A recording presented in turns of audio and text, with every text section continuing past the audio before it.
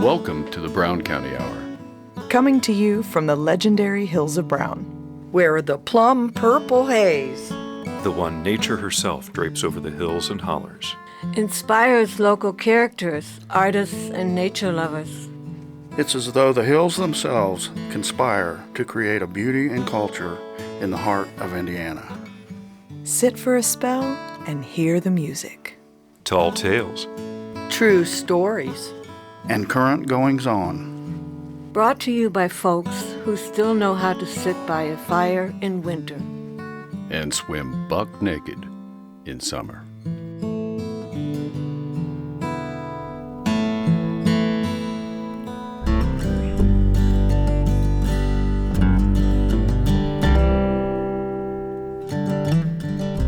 Welcome to episode 163 of the Brown County Hour. This is Dave Seastrom. And Sarah Lytle, along with the rest of the crew. This month, our musical guest is Jan Bell. We'll hear a combination of her pre-recorded music and a couple of tunes that she recorded in our studio. Corey Flick and Bob Blass share a conversation about their Hippies and Cowboys event at the Music Center. Matthew Jackson returns to the studio with more tales of paranormal adventure. Deb Bowden has a Halloween story, and we'll share the latest edition of Stoveside Surveys from Rick Albertson. Lynn Letzinger-Miller shares some information about what's going on at the Brown County Art Gallery. And we have essays from Jim Eagleman and Dave Seastrom. Segment 1 begins with our Jan Bell interview. We'll hear her original pre-recorded tune called Yorkshire Water. Corey Flick and Bob Blass share the lowdown about the Hippies and Cowboys Festival at the Brown County Music Center on October 25th, featuring 30-plus vendors, live music, and a car van show, and more.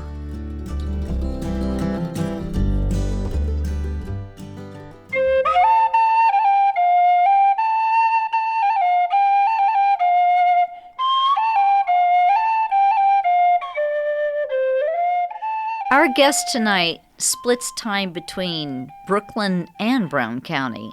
Founder of the Brooklyn Americana Music Festival, Jan Bell. Oh, it's great to be here at Brown County Radio Hour. Thanks, Sarah. And so in Nashville, what are some of the things that you have been currently working on? Well, besides playing music around this fantastic town, I did jump in on 3 projects that are all kind of in their baby years, or they're all in there about 2 years old. 2 years, yeah. Yeah, one of them is the Hoosier Original Music Association, and I'm kind of their Folk Alliance International advisor, because they're kind of a mini organization of the Folk Alliance Region Midwest, which is the regional Midwest of an international amazing organization called Folk Alliance International. And we know that as HUMAC. Yes, Hoosier Original Music Association, called HUMAC. But I first went to the Folk Alliance about 30 years ago, and it falls on my birthday, and I'd just driven through a blizzard. My birthday's in February, and I arrived there, and there was a chap there to receive a Lifetime Achievement Award with his banjo, and he found out it was my birthday, and he played me Happy Birthday on his banjo in the elevator, and that fellow was Pete Seeger. Oh my God! So I was hooked ever since. So now when I work with HUMAC, I kind of help them figure out how to do the Farmette. They just did here in Nashville on June 21st. It was a one-day conference, a music festival. And then the other one I'd love to work with is Amplify Nashville. I'm wearing their T-shirt. If we could have Radio Vision, there might be a picture. And they also are a really altruistic organization that raise a lot of money for local organizations, specifically like Mother Hubbard's Cupboard. And now they have a free music program for young folks, kids here in Brown County. And they do an annual event at the Brown County Music Center. And also they do a songwriter showdown series at the Playhouse. And they do all kinds of great works all around town. And Hippies and Cowboys is coming up in November, which is their next big shindig. And you are a stage manager for that. Both HUMAC and Amplify Nashville are volunteer, just like WFHV, volunteer powered. And everybody really gives a lot, especially towards fostering artist development and local talent of all ages, with events that really, I think, do amplify Nashville and do celebrate people as artists. besides WFHB, my other favourite radio station is WNYC, and they recently on their morning radio, they had a call-in show about what do you do that's intergenerational. And it was really interesting hearing people call in because I was like, wow, my life is so intergenerational because I'm a folkie, because I'm into folk music. You know, when people ask me about what's life like here in Brown County versus Brooklyn, I'm like, you know what, it's a really intergenerational community here as well. You know, like I have friends of all ages here. And sometimes in New York City, because I'm a folkie, I do have friends of all ages. But like most cities, little communities, even the music community, can be a little bit insular and a bit the same agey, a bit the same persuasion. Mm-hmm. Yeah. I mean, luckily in New York, the diversity is at my doorstep. So I'm so thankful for that. And it's one of the reasons I love that city. And especially like the queer community is my family there. And I would not be sitting here now if it wasn't for the, you know, my Rainbow Coalition in Brooklyn. They saved my life over and over. And but I also feel like that dynamic is definitely present here. I would also like to hear a little bit about where you are from and the next song that you're going to do for us. Thank you. Well, I'm originally from Yorkshire, England. So my capital city was York. So New York is named after Old York. We're known as like the Viking stronghold, you know, like even the Romans were like, oh, let's turn around, you know. And then when they got past York, you know, we made a deal. So they got past York, you know, and then they got to Scotland and then they were like, forget about it, build a wall, you know. So very interesting kind of reflections on things. But yeah, Yorkshire, I kind of say I'm from the Kentucky of England. Where I come from in South Yorkshire used to be very much all coal mines. That was the industry. That's what drew people there from the countryside. You were either a coal miner or you were a farmer or you lived and worked in Steel City, which is Sheffield, which was my big city. And that's where all the stainless steel knives and forks are made in England, and the steel umbrellas and things like that. And also it was like the home to like the punk rock. There was an old lead mill that became a major punk rock music venue in the 80s, you know, probably the 70s, but I remember it from the 80s. So it's Northern England, you know, a lot of people when I grew up had never been on an aeroplane. They'd not been to London. Everyone's related. You go to the pub and everyone's there with the kids and the dog, and you know, if some little kid is running around, somebody Boy, that sounds like, a lot about Nashville. Well, yeah, you know, it's kind of hillbilly, you know. But, you know, my family were nurses mostly. But before that, you know, my mum and dad and all my sisters are nurses. But before that, my granddad was a coal miner. And he went down the mine at 13 years and 9 months old, which is what you had to be. Somehow they didn't make it 14. And he went down the mine, you know, as a kid, as everybody did, where I grew up, when he was young. And he's a Christmas baby. And shortly before his birthday, there was an accident down the mine. And he was the sole survivor. This song, Yorkshire Water, is about... During the 80s, they decided to privatise the coal mines because it was no longer profitable as a nationalised industry. And we see kind of a lot of that happening in Kentucky and Virginia right now. And this became a big thing in the 80s. And then they decided to privatise the water. And one thing about Yorkshire, and I think it might be similar with Appalachia, is our water is so pure. The Pennine Mountains are nicknamed the backbone of England, so we get all the rain. And it comes down through the streams, and it's the softest water, and it's the clean, pure water, and we're very proud of it. So this song, Yorkshire Water, is about me feeling like first they're closing all the coal mines down and privatising them and kind of really kind of hoodwinking people like my grandpa into taking early retirement, really kind of robbing them of redundancy. Profit over people. And then, to add insult to injury, basically poisoning the water, you know, by privatising it.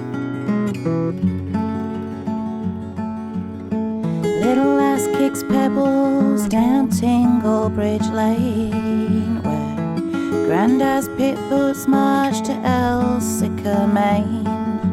Now grass grows over the old slag heap, where the salt of the earth and our blood runs deep. Yorkshire lasses and Yorkshire lads, rum little bears when times are bad. Mucky face and ends, I bet they'll have a lack, playing on swings in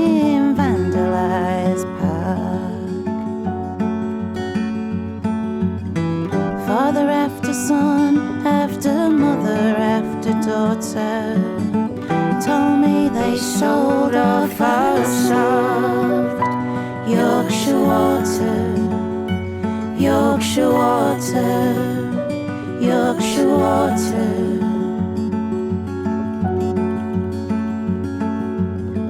Backbone of England, our roses need the rain. Hey up mate, now then lad, it's chucking it down again. Shut down the pit, cut off the town. Now nobody ever even has to go down Elsica Main ever again. Winch and chimneys fell like chocolate tops. You can't sell the council house and no bloody jobs. The young'uns took off with the kids and the wife, but old uns like us gave all of our lives. Father after son, after mother, after daughter told me they sold off our soft Yorkshire water, Yorkshire water, Yorkshire water.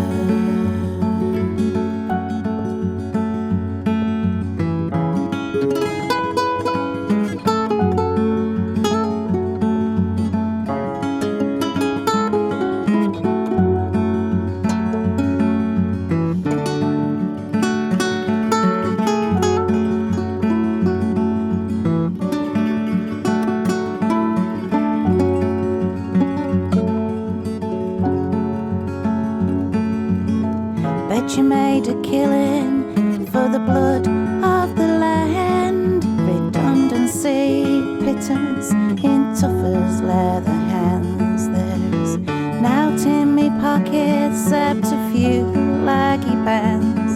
Oh, here's some silver petal, you're looking right grand.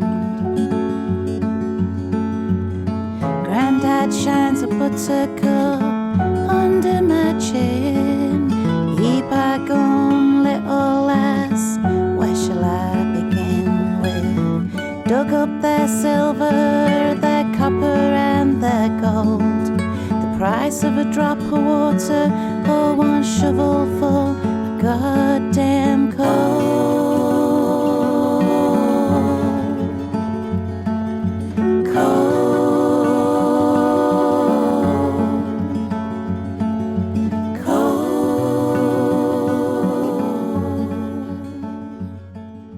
Jan, you do so much to promote and to open the world for other musicians, but you are a singer and songwriter in your own right.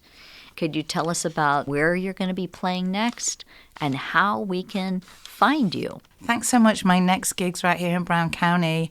I love playing outdoors here, especially in the fall. It's so magical. I'm playing at the Ferguson House Beer Garden on Friday, October the 10th, and also Saturday, October the 18th. Both of those are in the evening from 6 p.m. till 9 p.m. I'll have special guests with me, including FHB DJ Christy Crandall on the mandolin. You can ask for her autograph if you like that night, and other special guests from the community, from Weed Patch, from Nashville. Kristen of previously of Weed Patch, hopefully is going to join me on the banjo, one of those, and folks from Bloomington as well. You know, I feel like there's so many great people to play with around here. And you have a website? How do on the Instagram it's at Jan Bell Music, or everything is Jan Bell Music. Thank you so much for coming in tonight. Thank you for having me. Jan Bell. This is Sarah Lytle with WFHB and the Brown County Hour. This is Rick Fettig with the Brown County Hour, and I'm here with Corey Flick and Bob Blass. They got a big event coming up, the Hippies and Cowboys. We sure do. Thank you, Rick, for the intro. So Corey Flick here, everybody in Brown County, October 25th. Keep your calendars open. We have a festival going on where we're going to mix the two best components of the county, Hippies and Cowboys. It's going to be taking place at the Brown County Music Center. We've worked intimately with Christian Webb to make this event happen. Part of the proceeds of the event go back to Mother's Cupboard and Brown County Music Association. So we have 6 highlighted bands. We're going to have a shakedown street outside in the parking lot that kicks off at 3 p.m. Zion Crossroads will be opening the event. Who am I forgetting second? Lowlanders. The Lowlanders, see? Bob knows these things. And then we're going to have Rich Hardesty Band headlining outside, and that event will go till 6 p.m., and that's right when the doors will open to the venue. And the opener inside the event will be Three Beards Strumming, and then Cody Eichert and the Sidewinders, and headlining the big shebang will be High Rider, and I think everybody knows and loves High Rider. We've got 36 vendors that will be outside in the shakedown. Is that correct, Bob? Yep, and we got food trucks and all that sort of thing. So it's the initial event. We're hoping to have a great turnout and make it a yearly thing. Yeah, so far we've had a great response. Our goal is 1,000 people, so we hope that everybody comes out and they're going to enjoy the event. You're going to get... My goal is 2,000. Yeah. Bob says Shoot 2. high. Bob says 2,000, so that means we got to get on ticket sales. Got to get on it. But yeah, we've had great community support so far, and it's another way that we're trying to build the music scene around here and help the community out at the same time. Yeah, and I think just to dovetail into that, the event does... like Corey said, Mother's Cupboard benefits, as well as we are doing some programming to further music in our community. It is very community focused. Right now we have 6 youth. We're calling it Amplify Youth. We've supplied them with musical instruments, guitars, banjos, etc., and lessons. We were doing every week. Now we're going to start doing every 2 weeks. But kids that wouldn't have the opportunity now do. We're real into, again, pushing it from youth all the way up. The event itself helps, Cody Eichert, for example, the first year at Amplify, he was one of our first acts that we want to help promote to the next level. And again, we're just trying to impact music in Brown County. Yes, this show is presented by Amplify Nashville, which that is the umbrella of everything we're doing. And then we have the Brown County Music Association that is the 501(c) that we've created to where we can get the money out to needy organizations, needy kids. And we're growing this. Christian's excited. He's been a big advocate of this all along the way. So next year we're going to have another Amplify Nashville. Yep. Hopefully another Hippies and Cowboys if Bob and I survive it. Yes.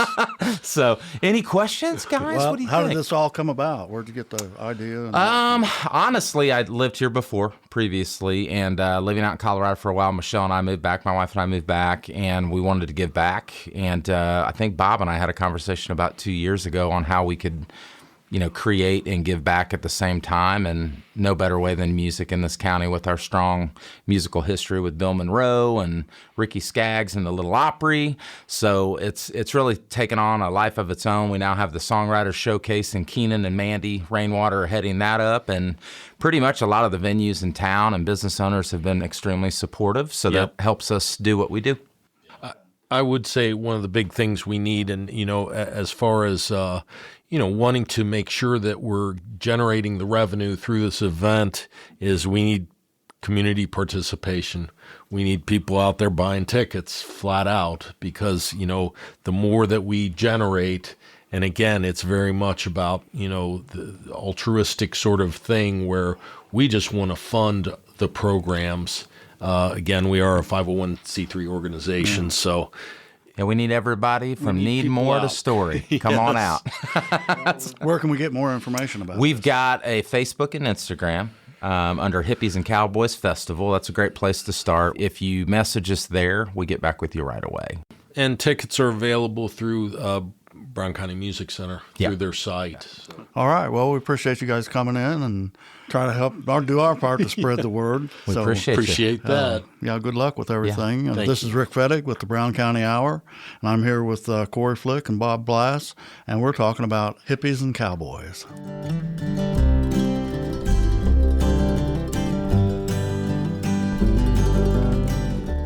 Now we pause for station identification.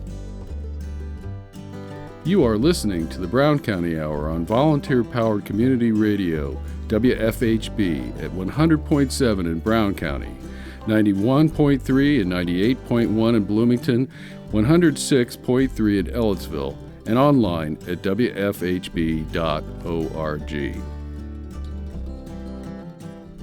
Support for WFHB comes from Our Brown County, a magazine for locals and visitors featuring art, entertainment, and county characters since 1995. Printed 6 times a year and available online. More information at ourbrowncounty.com. We begin segment 2 with a conversation we had with paranormal investigator Matthew Jackson as he returns with spine-chilling tales of Brown County spookiness. Deb Bowden enthralls us with a blood-curdling yarn.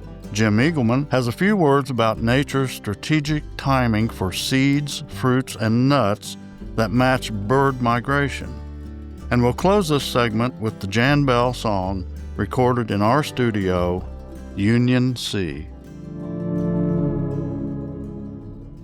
This is Chuck Wills with the Brown County Hour, and I am talking with our good friend Matthew Jackson, paranormal investigator. Welcome to the show, Matthew. Hey, thank you so much. Yeah, it's great to have you back. Seems like we'd have you quite often this time of year to maybe talk about some spooky stuff. Yeah, I don't think that's a coincidence. It's a little by design, but you know what? We're always thrilled to have you on the show. Always thrilled to be here. Well, let's talk about your paranormal investigator. That seems to run a pretty wide breadth of topics, not just ghosts and things that go bump in the night. It can also be Sasquatch or portals, or it's a wide range, right? It's a wide range. It goes way beyond. Okay. Yeah. Well, let's talk about maybe something a little closer to home. Okay. I know that you have done some work in Columbus, particularly around a bookstore. Well, I am friends with the owner of Viewpoint Books in Columbus, Indiana, and she has has 2 bookstores downtown that are both in historic buildings that have pretty unique histories. And both of those buildings, people have reported like unexplainable occurrences. We're talking everything from voices to shadow figures to full body apparitions, things getting moved. And recently she got a hold of me because she was rather concerned because there's a new commemorative edition of The Exorcist that came out. Yes, The Exorcist. Right. And she had this book on display. And one day at the bookstore, her and one of her employees, they saw this book take a flying leap off of the display case it was on and land in the middle of like the hallway walkway there inside the store. Okay. And she's had books fall from this area before, but when they do, they fall straight down into the rest of the display, and they create like an avalanche of like books that go everywhere.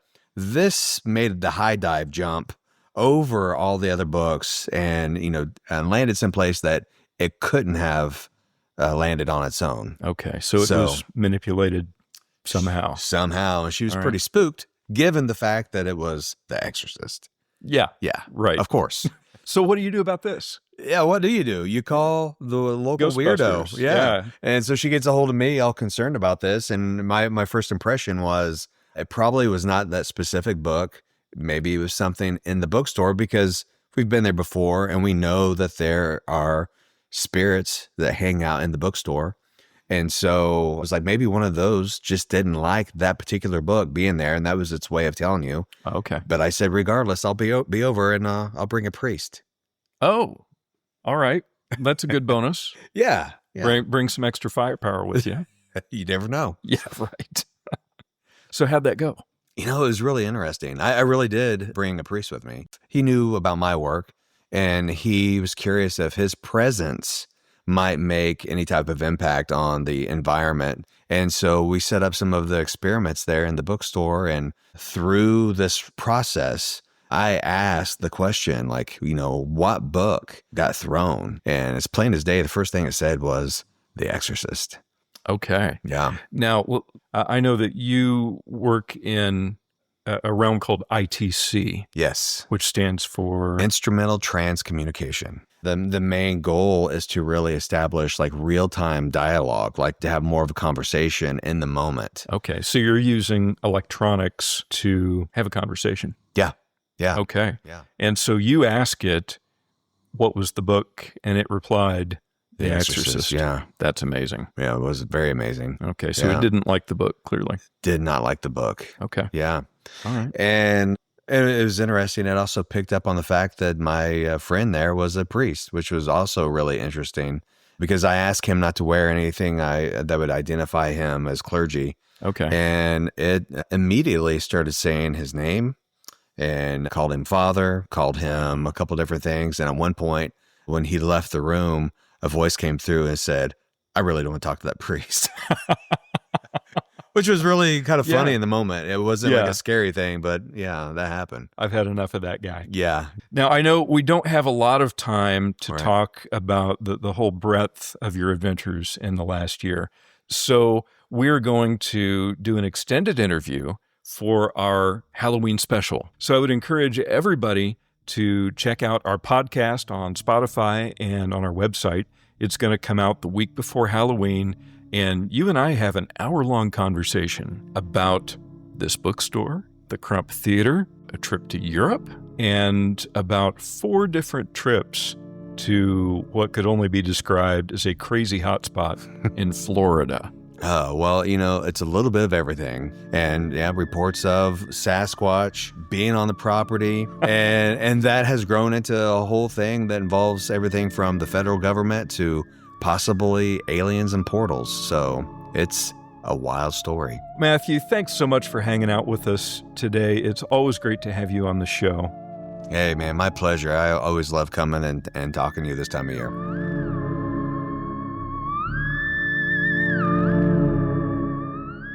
Welcome, Marlene said. I hope we become good friends. Me too. I have lots of plans for our yard. Gwen smiled. It'd be fun to share ideas. What are you thinking about doing? First, I'm removing that old privacy fence. It's full of patched holes. We all have fences surrounding our yards, back and front. I know everyone likes privacy fences, but I don't. Leave it up. Why? Protection. What are you talking about? If you tear it down, the night creatures might get into your house. That's why owners just patch their holes. What creatures? Dogs? No one knows, but they're huge. The board fences hold them back. Maybe it's the taste of treated wood, but it's an eyesore. If you must, put a new one inside the old, then tear the old one down, but don't leave any opening, not even for one night. Make the gate just as tall, 6 or 8 feet. These things can't climb or jump that high. Weird. In the 1840s, this land was cleared for farming, but strange creatures slaughtered everyone and destroyed the wooden houses. Later, developers came. They ignored the stories, but the monsters returned. So they built stone and brick houses with odd, high windows and surrounded them with tall fences of treated wood. Sounds like folklore. It's not. A lot of builders died. Go to the library and check newspapers from around 1846 and the late 1990s. I did. What'd you find out? Just what I told you. These ancient things don't like humans here. Have you seen them? No. When my husband and I moved in, I was curious and I sat out on the deck at night. And what I heard petrified me. They went crazy trying to break through. Maybe someone was playing a joke? No joke. That's why there's so many patch spots in everyone's fences, patched with new treated wood. These things tear at the old but leave the new alone until it weathers. You need to check every day and make repairs. So everyone here's afraid of feral dogs? Don't believe me then. I didn't. It's a good place to live, but after a while the night creatures get to you. People don't stay long. We're coming. We're leaving next spring. It has to just be dogs. Gwen, sit outside one night and you'll change your mind. Okay, but tell me this. How come these things don't attack from the front yards? Why just the back and sides? The bright street lamps. They like darkness. They keep all your outside lights on, too. Those shutters on your windows are treated wood. They actually close and lock. Everyone shuts them before dark. No one has windows in the backs of their houses, just steel doors. That's why there's no garages either. I'm sorry, but this is a lot for me to believe. Suit yourself. Gwen didn't tell her husband. Frank would jeer and belittle everyone. It happened twice before. He couldn't keep his mouth shut, so they had to move because they were hated. He abused her, too. He heard the front door slam and Frank's voice. "Hey, Gwen, you'll never believe the malarkey guys at work told me when they found out where we lived."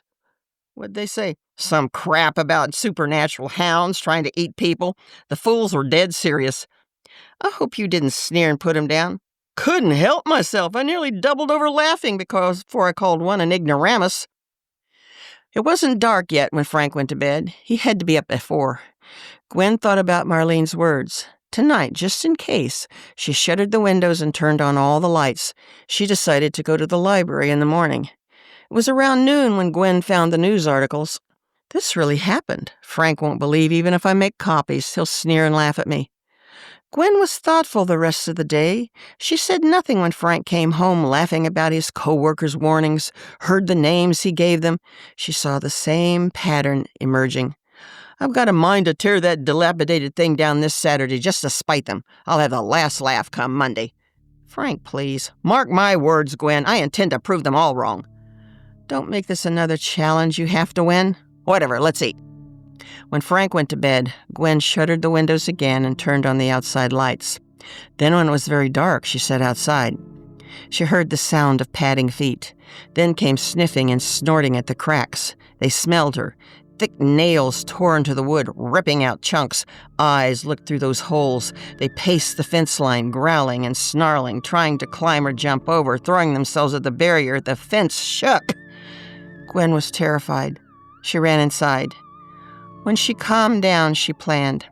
Frank verbally abused her all their married life. He alienated everyone, isolating her. She desperately needed to escape.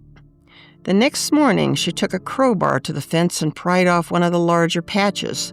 The wood underneath was splintered and chewed from huge jaws and teeth. A head much larger than any dog had forced its way through. Just looking at the damage shook her, bone deep. I'll leave the lights on and the shutters closed. If he opens them so turns out the lights, it's his fault. She went back inside and packed a bag. Her sister Pam picked her up. It's about time you escaped.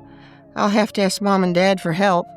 Pam gripped her sister's hand. Honey, we've all been hoping and praying you'll leave. We'll help you. That's what families do, find ways to take care of problems.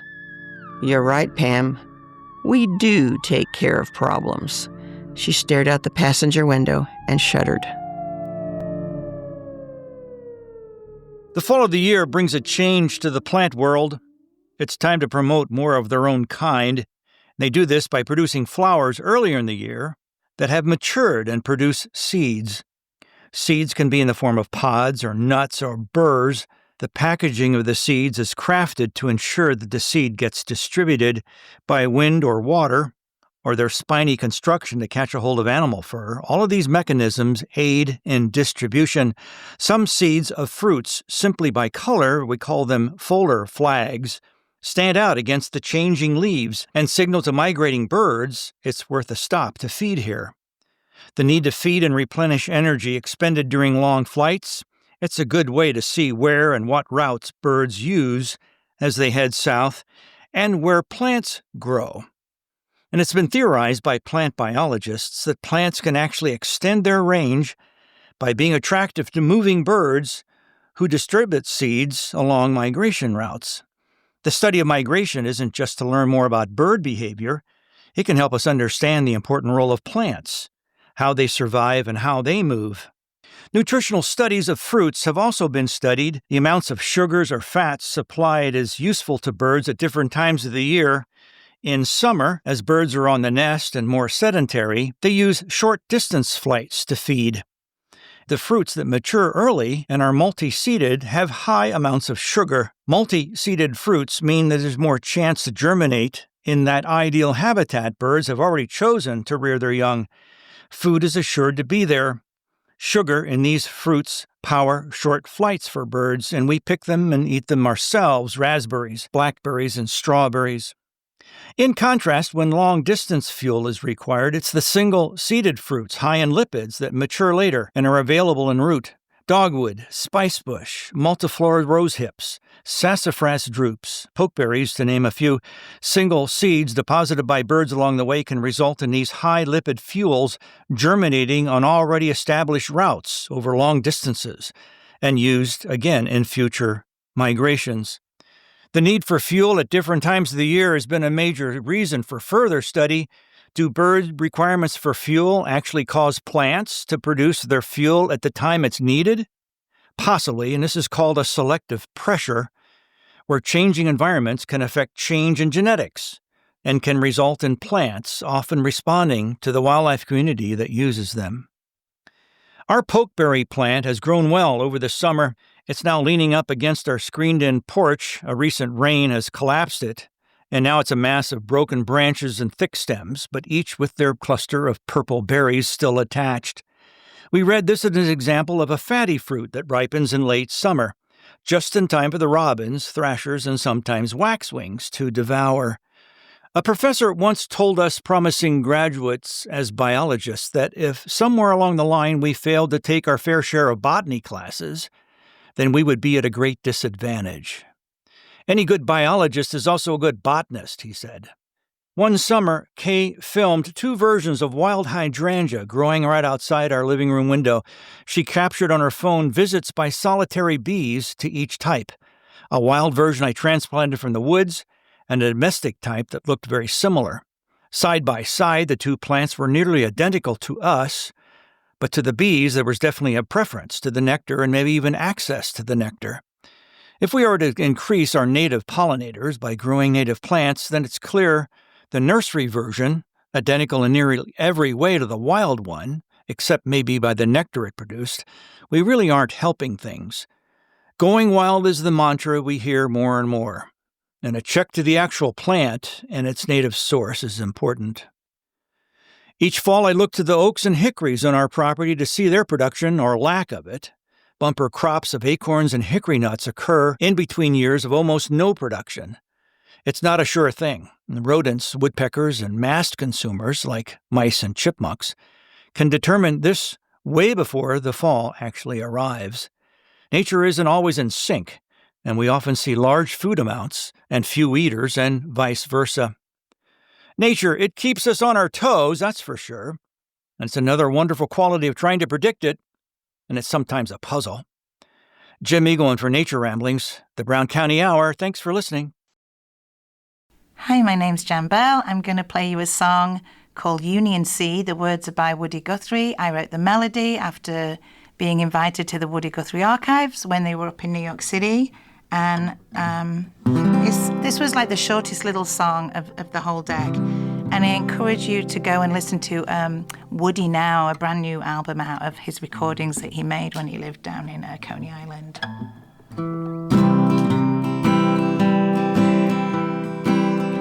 When I die on this restless tide, lean me over to the windward side. When my sheet is around me tight, left the old plank, let me slide over past hands of Union brothers. And down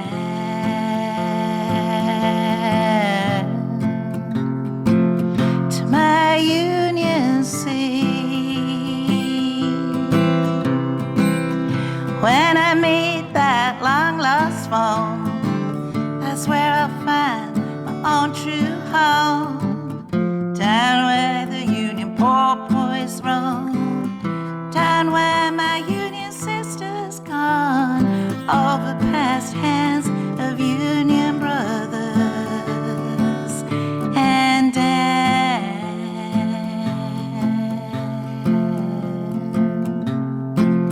to my Union Sea.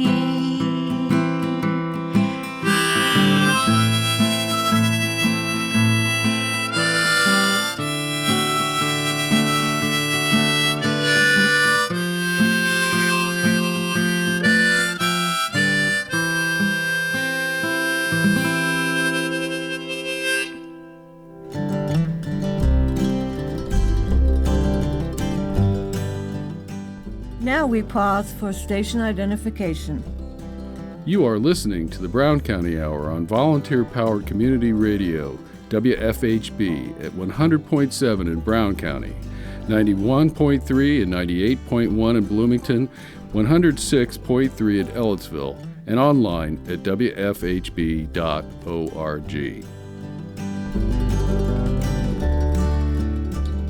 Support for WFHB comes from the Brown County Inn, located just off the main street of Nashville, Indiana, at 51 State Road 46 East. Brown County Inn is also a restaurant, bar, and gathering place for visitors and locals alike. More information at browncountyinn.com.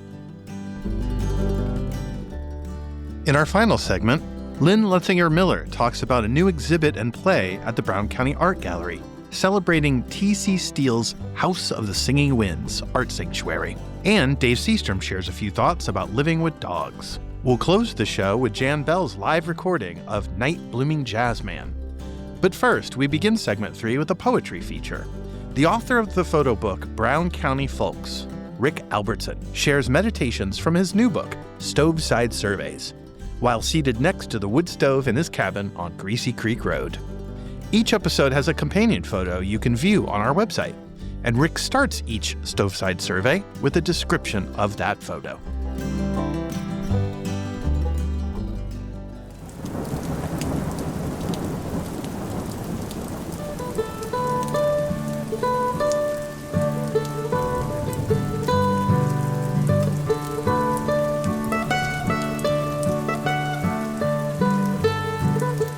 Looking at a photo of the cabin's heavily wooded, steep 300-foot gravel driveway, fall leaves just appearing in a blaze of color.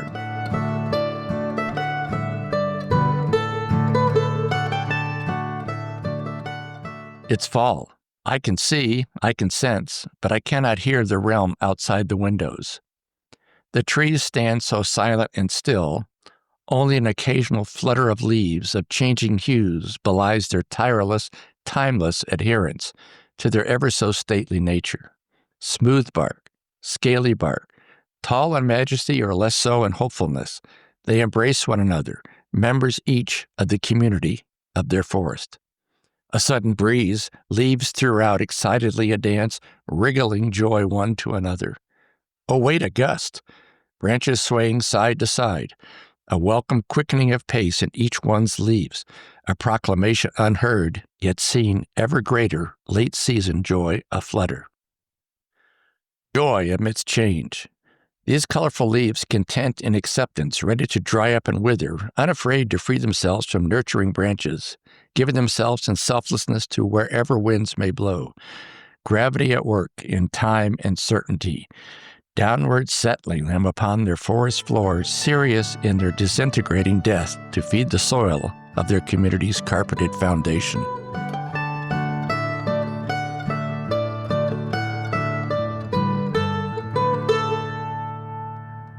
I'm Pam Rader with the Brown County Hour, and I'm here tonight with Lynn Letzinger Miller, who is president of the Art Gallery Executive Board. What's your real title? I'm president of the Brown County Art Gallery Foundation, which owns the building and the permanent collections. And then we lease space to the Brown County Art Gallery Artist Association, which is also going to be 100 years old. And then to Indiana Heritage Arts, which does a major art competition each year. Okay. One of the biggest in the Midwest for representational style artists. Okay, you stole a little of my thunder there. We're here to talk about the 100-year anniversary. That's right. I mean, it's hard to believe that it's going to be 100 years that some artists got together and decided to open a gallery in downtown Nashville. But that was in October of 1926. And so as we approach this 100th year, we were trying to think of ways to sort of tell this amazing story. And we started thinking we need to start where it really began. And it really wasn't with the gallery. It was with T.C. Steele and his wife, Selma, who, on faith, bought 60 acres between Nashville and Belmont and built a home there that became a significant art sanctuary. And they called it the House of the Singing Winds. And today it is the T.C. Steele State Historic Site, and it's owned by the Indiana State Museum. At the time, Steele was really a rock star in the art world. He had grown up in Indiana. He had studied eventually in Munich and had come back and was a major portrait painter, as most of them were. That's how they sort of supported themselves. When he came back from Munich, along with a few other Hoosier artists, they did something different. A lot of artists would study in Paris or London, and they would come back to New York or Chicago, a big city, but they decided that they wanted to kind of follow in the steps of the French Impressionists, who went out into Giverny in France and in these bucolic areas. And Brown County kind of offered them that. The property that Steele was looking at was one of the highest points in the county, and you could just see forever. Selma Steele, she was considerably younger than Steele, in her late 30s while he was in his 50s. And she had studied at the Pratt in New York, and she studied design and was an educator for art teachers. And that's what she was doing when she came back to Indianapolis. She meets Steele. They strike up a relationship. So this event that you're kicking off in October is tied to the House of Singing Winds. It celebrates this journey that this young couple takes. Well, one of them is young.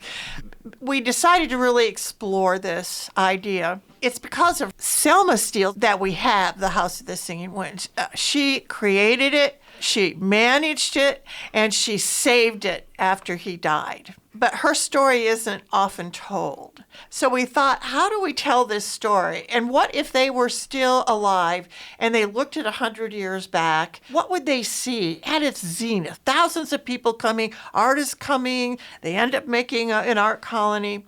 Gardeners coming. Right. So we decided that we need to somehow memorialize this moment in time. And so we were talking with Rita Spalding, one of Indiana's top still life artists. And we were walking through the house, and she's like, wow, there's like 1 million still lifes in this house. You know, and we're like, well, what can we do with this?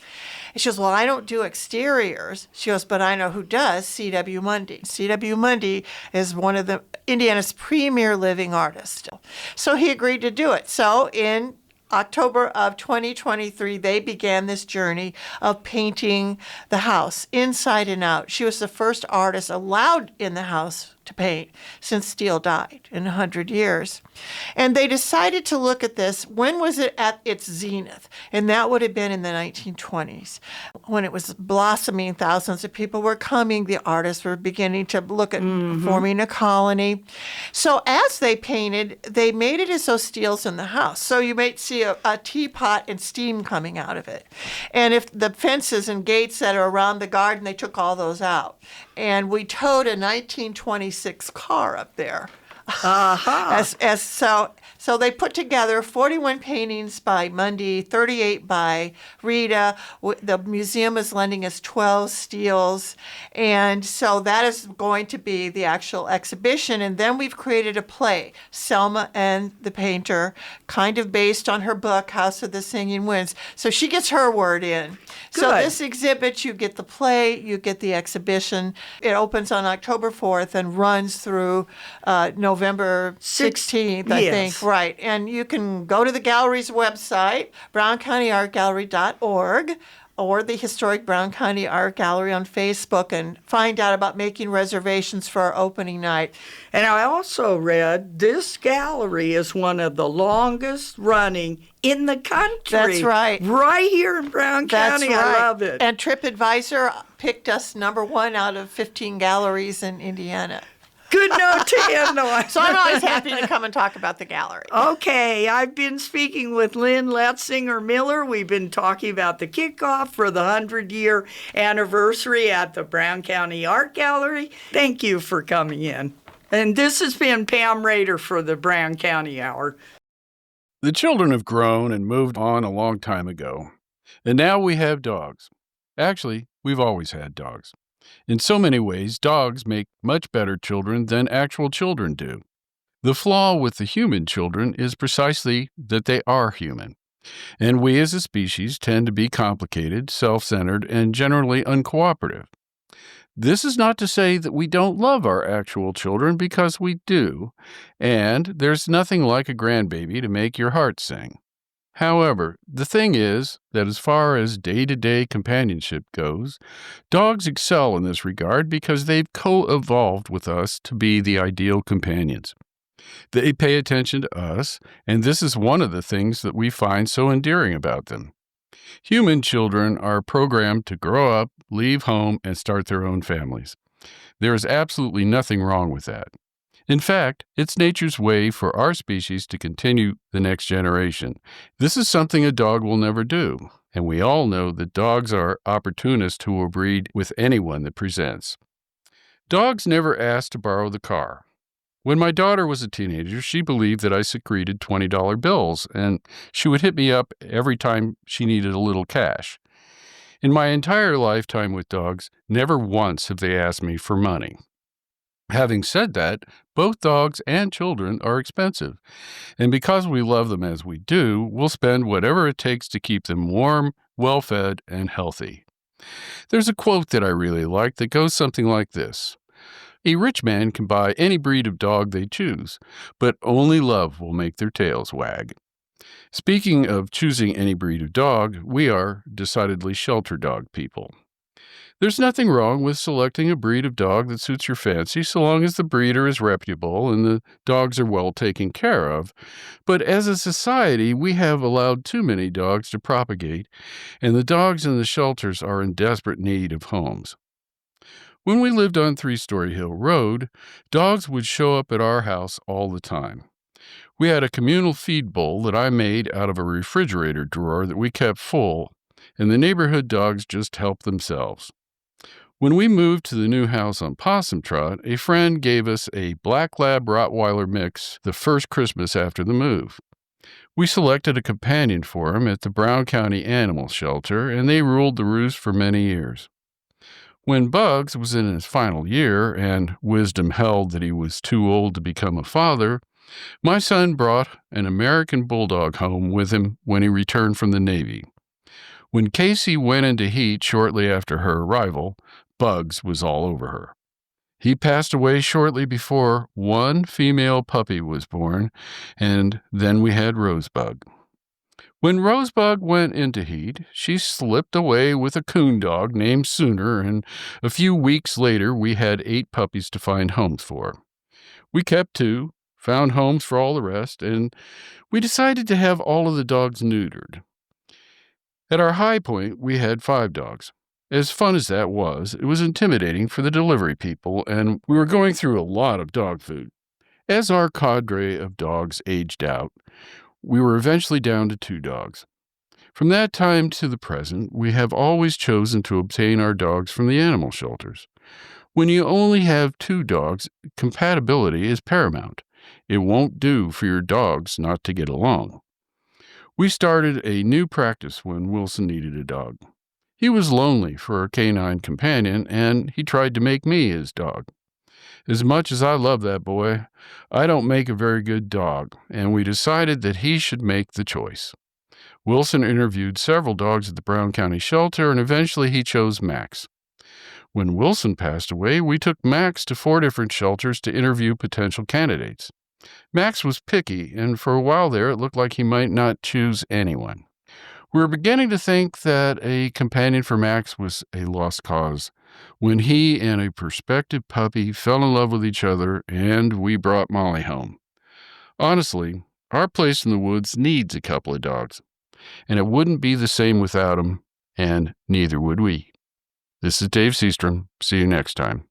My name's Jan Bell, and I'm going to sing you a little song I wrote when I used to busk down in New Orleans, and this is called Night Blooming Jasmine, and which is a nocturnal flower that comes out at night. It was written by Bicycle, like a lot of my songs, and this one in New Orleans.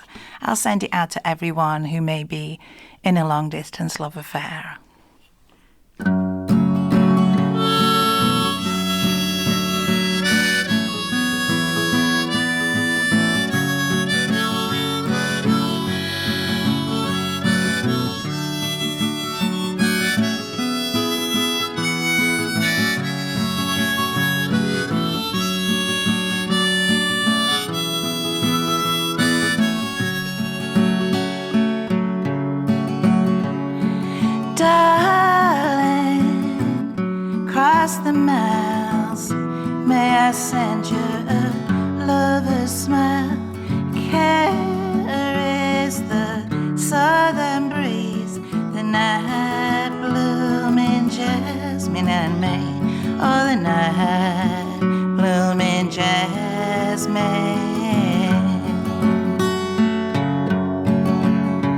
I dream bronze, burning light round a brown-skinned girl on a summer night. I must shelter this tiny flame. All my kisses come down in New Orleans rain. All my kisses come down.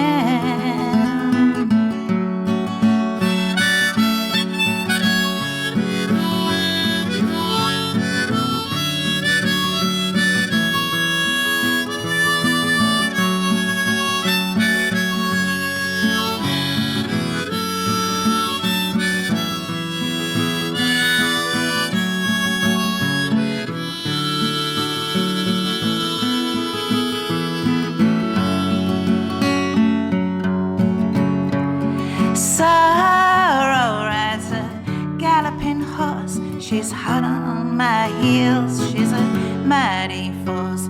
Old lovers, did you let them down? The two of you flaunting it all around town. Oh, forgive, have mercy on love that was found. Darling, cross the miles, I'll be sending a lover's smile. Carries the southern breeze, the night blooming jasmine and me. Oh, the night blooming jasmine. Oh, the night blooming jasmine. Oh, the night, oh, the night.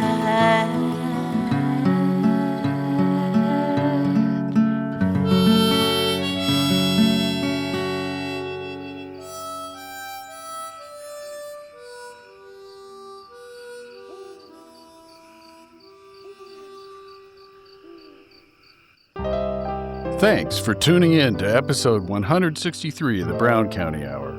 This show was recorded in our studio at the History Center here in downtown Nashville and brought to you the first Sunday of every month and the following Wednesday at 6 p.m. and anytime online. Be sure to look for us on your favorite streaming services. The Brown County Hour is brought to you by a diverse group of folks who believe, now more than ever, the world is for everyone.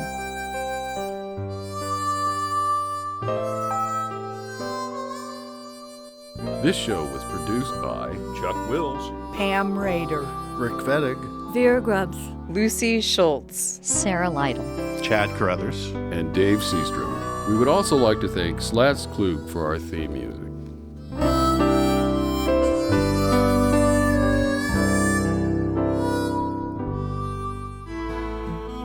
You have been listening to the Brown County Hour.